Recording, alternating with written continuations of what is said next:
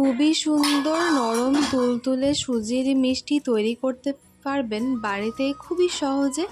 আপনারা ভিডিওটি শেষ পর্যন্ত দেখতে থাকুন, তাহলে বুঝতে পারবেন যে কিভাবে এটা তৈরি করতে হয়। তো চলুন আর দেরি করছি না, ভিডিওটি শুরু করছি।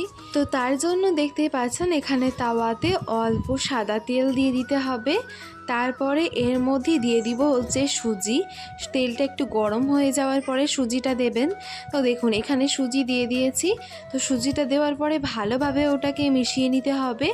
এই যে, তো এটাকে নাড়িয়ে চাড়িয়ে হালকা করে ভেজে নিতে হবে, হালকা হালকা ব্রাউন করে।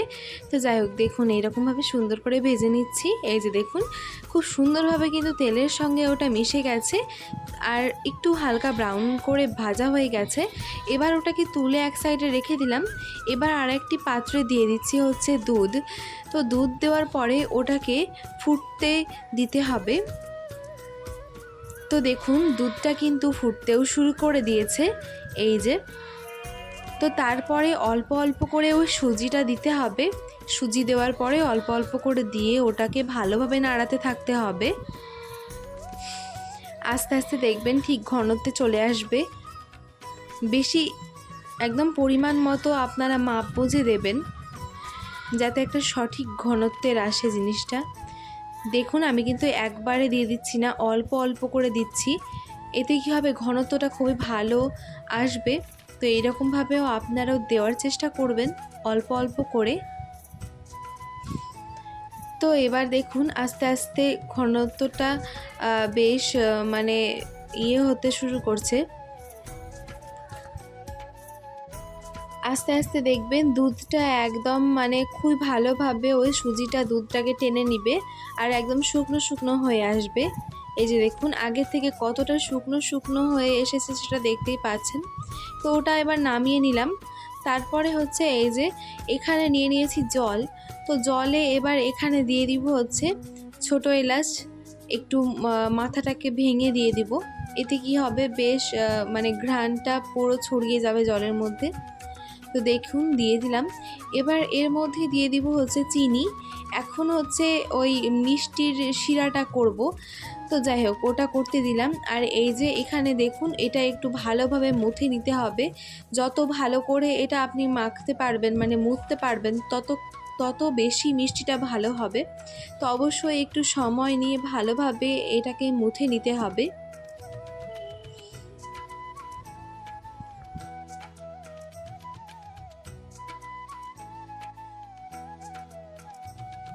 আর এই দিকে দেখুন এই চিনির শিরাটাও কিন্তু ফুটতে শুরু করে দিয়েছে। তো এটা শিরাটা কিন্তু বেশ পাতলা পাতলাই হবে, বেশি ঘন একদমই হবে না। তো এবার দেখুন এখান থেকে কয়েকটা নেচি কেটে নিচ্ছি। তারপরে একটু হাতে সাদা তেল ভালোভাবে মেখে নিয়ে এরকমভাবে গোল গোল শেপ দিয়ে নিচ্ছি। এবার আপনারা মিষ্টিটা যেমন ইচ্ছা তেমন শেপ দিতে পারেন। তো এখানে আমরা গোল আর লম্বাটে শেপ দিয়েছিলাম। তো প্রথমেই গোল গোল শেপগুলো দিয়ে দেওয়ার পরে এই যে এখানে দেখছেন কড়াইতে দিয়ে দিলাম হচ্ছে সাদা তেল। তো এবার ডুবো তেলে ওইগুলোকে ভালোভাবে ভেজে নিতে হবে। তো তার আগে সবগুলো রেডি করে নিচ্ছি। তো এইভাবে আমি 4টা গোল গোল মিষ্টি রেডি করে নিলাম। এবার তেলটা ভালোভাবে গরম হয়ে গেলে এটা ভালোভাবে লাল করে ভেজে নিতে হবে।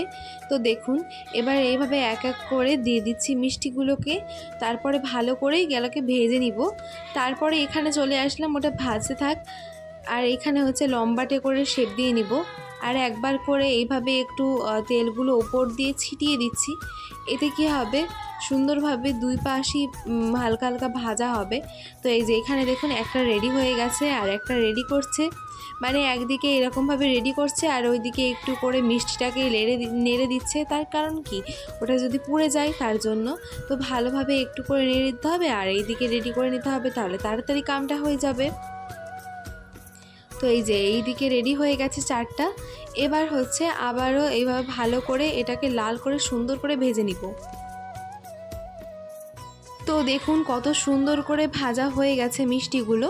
এবার লাল করে ভেজে নেওয়ার পরে এগুলোকে এবার তুলে নিব। তুলে নিয়ে একটা পাত্রে সরিয়ে রাখবো। তারপরে হচ্ছে যে ওই লাল মিষ্টিগুলো এই লম্বাটে মিষ্টিগুলোকেও সেমভাবে ভেজে নিব। এটা ভাজতে একটু সময় কম লাগবে আর গোলটা একটু সময় বেশি লাগবে, কারণ ওটা যেহেতু গোল আর এটা যেহেতু একটু লম্বা। তো যাই হোক, এইরকমভাবে একই রকমভাবে লাল লাল করে এইগুলোকে ভেজে নিব, তারপরে এটাকে তুলে নিব।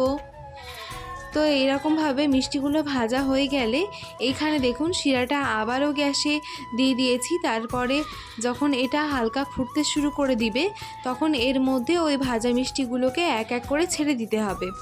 এই যে, তারপরে এটাকে ছেড়ে দেওয়া হয়ে গেলে 5 মিনিট ফুটিয়ে নিলেই ব্যাস আমাদের মিষ্টি রেডি। তো এই যে দেখুন, আমাদের কিন্তু মিষ্টি একদম রেডি হয়ে গেছে। আর এটা কতটা লোভনীয় হয়েছে সেটা তো দেখতেই পাচ্ছেন, আর এটা কতটা নরম হয়েছে সেটাও আপনাদেরকে দেখিয়ে দিব। তো কেমন লাগলো এই মিষ্টি রেসিপিটি অবশ্যই কমেন্টে জানাতে ভুলবেন না। ভিডিও ভালো লাগলে আমার চ্যানেলটিকে সাবস্ক্রাইব করে পাশে থাকবেন। আর যদি ভিডিও ফেসবুক থেকে দেখেন তাহলে অবশ্যই পেজটিকে ফলো করতে ভুলবেন না। তো সবাই তো দেখুন মিষ্টিটা কতটা নরম হয়েছে। তো যাই হোক বন্ধুরা, শেষ পর্যন্ত ভিডিওটি দেখার জন্য অনেক অনেক ধন্যবাদ। সবাই ভালো খান, সুস্থ থাকুন, ধন্যবাদ।